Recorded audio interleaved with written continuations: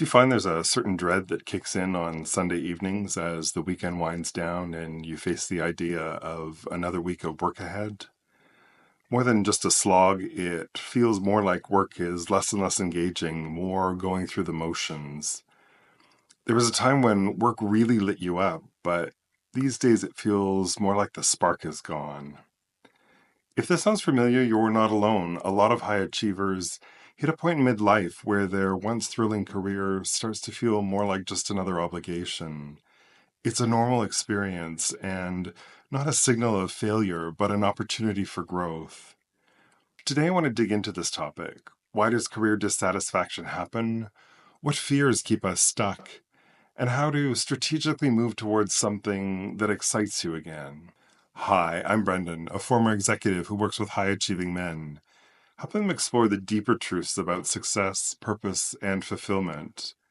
Together, we'll transform restlessness into clarity and emptiness into meaning. Welcome to the channel. I'm glad you're here. So, today I want to explore the topic of career dissatisfaction. It's something that's more and more common for those of us over 40. And we'll talk about the reasons why that is, some of the limiting beliefs that can show up and keep us stuck, as well as finding our pathway through this time. Overall, we know that people's work satisfaction is declining.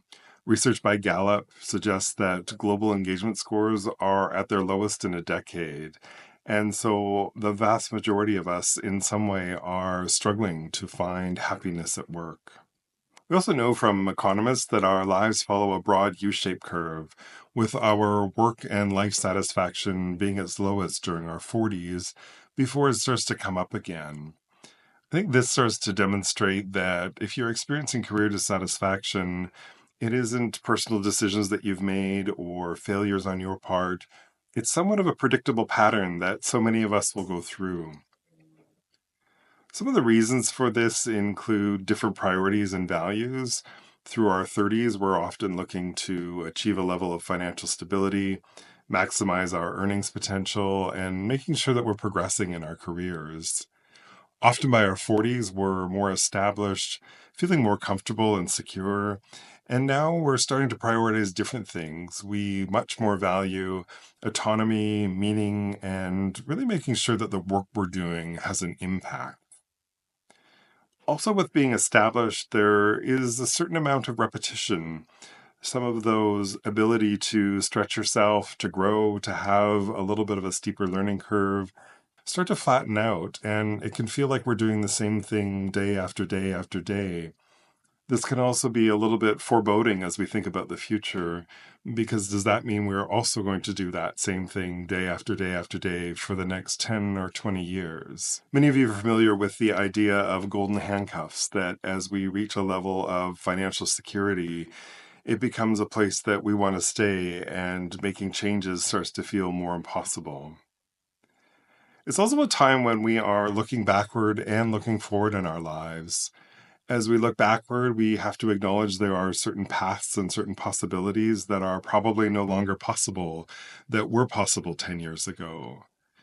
Looking forward, we have to make a decision and get a sense of how wide or how narrow that path is.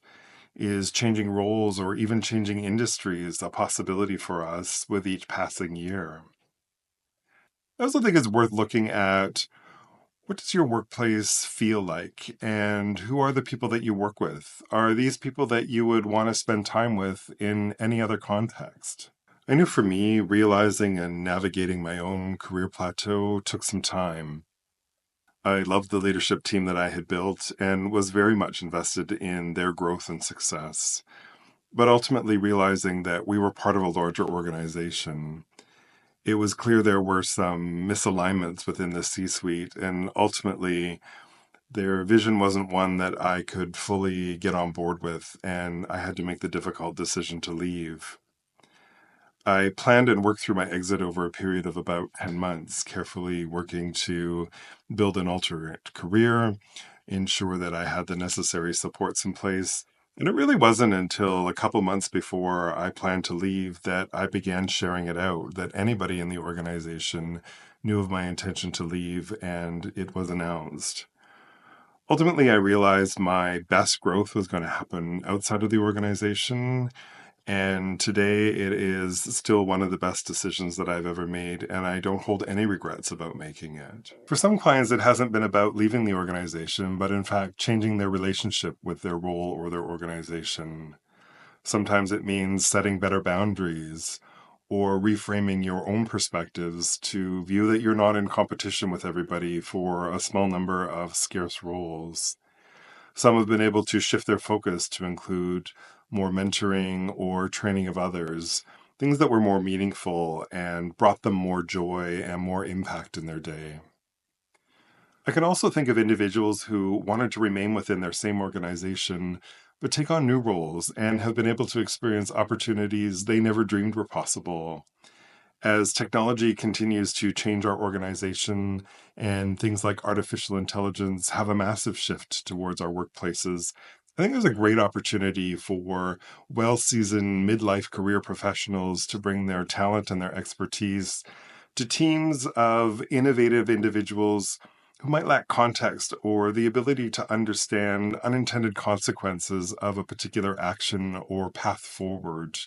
I think it's a matter of letting an organization know of your interests. They may be surprised and actually quite grateful to find that ability to pair people together and put together projects that are really well set up for success. So now that we have an understanding of the contributing factors, how do you actually know if you're in a career plateau? I think there's several things that we can look at. First, I think, are you generally feeling checked out at work? Is there still challenge and learning that's occurring for you? It may be possible that your career no longer aligns with evolving interests that you have. You may feel disconnected with overall leadership vision or direction. You may have that Monday morning dread where you just don't really want to go to work. You may be telling yourself that you should be grateful, but in fact, deep down, really you're quite restless. You might be doubting your market value outside of your current organization. You might also believe that taking a risk could involve throwing away all of it. And I understand that you can feel really stuck, unhappy with where you are, and not quite sure where you want to go next. The truth is that feeling of discomfort doesn't mean that anything's wrong with you. It actually means that you're ready for growth. And if we're going to have a conversation about growth, we're probably going to need to have a conversation about fear. I recognize that this is a scary process and that fear of change and risk might paralyze your efforts to move forward. I know in my own journey, I think I experienced just about all of the fears you can imagine and doubts along the way. And now I spend time with others, really understanding some of those shadow beliefs and fears. And we look at them in the light of day and see if we want to reconsider them. We look at topics such as what will it mean when you no longer hold the title that you do? What will that mean for your identity? What happens when somebody comes up to a party and asks, what do you do? What will it be like to trade some of that financial security for more happiness and more satisfaction in your life? We certainly spend some time thinking about how others might perceive us. Is there a sense that some may see us as throwing success away or the ability to regain opportunities such as the one that we have if we leave and want to come back to something different? If we aren't successful, will our ex-colleagues judge us or have opinions about the decision that we made? If we are looking forward, we might even ask ourselves if it's too late to start all over again. We also have to consider the idea that we will probably be marketing ourselves, which is a new skill that hasn't happened for maybe a little while, whether that's resumes and interviews or whether that's marketing a new business that you're starting. Ultimately, we're going to be back into that learning curve. And as much as we may want to combat the boredom that we're in now, we're not sure that we're ready to take on quite that steep of a learning curve. It can feel scary and vulnerable, and acknowledging that we're not going to have control over all parts of it. I also want to call out the negativity bias that exists in our brain, that at any given time, we are hardwired to usually find the downside in any situations. So, news headlines such as economic downturns, job losses, recessionary fears can also have us doubting. It can feel scary and vulnerable, and recognizing that we're leaving what is safe and predictable to some areas where we don't have nearly as much control as maybe we would like. Fear is a natural response to change. It represents moving from the familiar into the unfamiliar, the known into the unknown. And no change, reinvention, or transformation is possible without dancing with fear. Though it can feel uncomfortable, just recognize that that discomfort really represents breaking old patterns and stretching yourself. It's not the change that presents the danger, it's actually letting fear make the decision, holding you back into a place that you don't want to be. Courage isn't the absence of fear, it's being able to move forward despite having fear. I think we should stop seeing fear as stop signs and more as a gateway towards better transformation. We can't eliminate fear, but we can certainly have the right tools and mindsets to better prepare us. And this is where strategy comes in. It's not about making a blind leap into a different career space. It's really about having the clarity, the preparation, and a solid understanding of our options. When we do that, we're setting ourselves up for the best chance of success. So I think there's a couple of things in this area that we can look at to best prepare you for any change process that you're going to be going through. The first is in the area of risk assessment and really using some facts to ground some of that fear. First is likely your financial preparedness. You may want to build yourself a transition plan if financial security is your main concern. Putting aside 6 to 12 months of living expenses gives you a good cushion. You might also want to consider exploring consulting opportunities before leaving a role. The next is doing some market research. I think understanding the value of some of our skills can also help us feel more confident and secure about what other options might look like. And lastly, really spending some time in those worst case scenarios. That might sound a little bit pessimistic, but I found that it's actually our fear of the unknown that tends to be worse. When we really sit down and work through what those worst case scenarios actually look like, they're often not as scary as we think. We also then have the ability to develop some very clear fallback or action strategies specifically to each of those scenarios. The next area is really just around your mindset and change and becoming more confident with change. As we've talked about, really finding a mindset that positions fear as growth rather than anything particularly scary or dangerous for you. I encourage you to make some small experiments rather than feel like this is an all or nothing prospect. That could include going to networking events, doing some side hustles, or even investing in your own professional development. We talked also about that negativity bias, and I also wonder what a positivity bias might look like. Rather than all of those worst case scenarios, I also want to ask yourself, what if this turned out better than I actually thought it would? Or what if this was easy?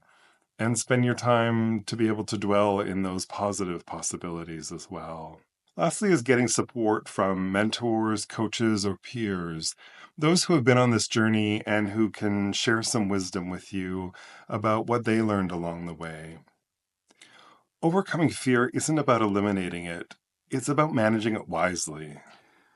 I hope nobody has to experience the Sunday night dreads.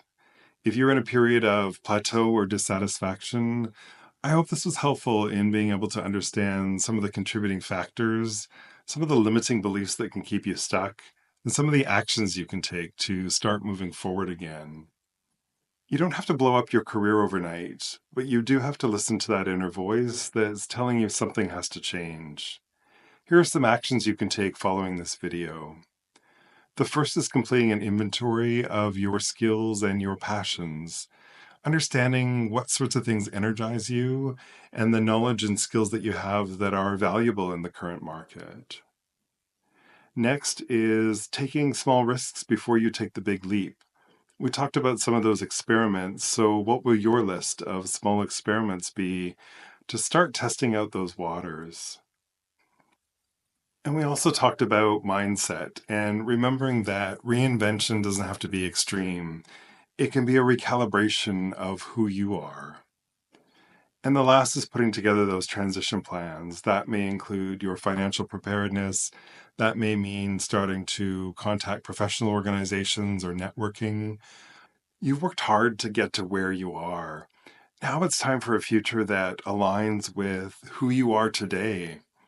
The next chapter of your career doesn't mean abandoning everything.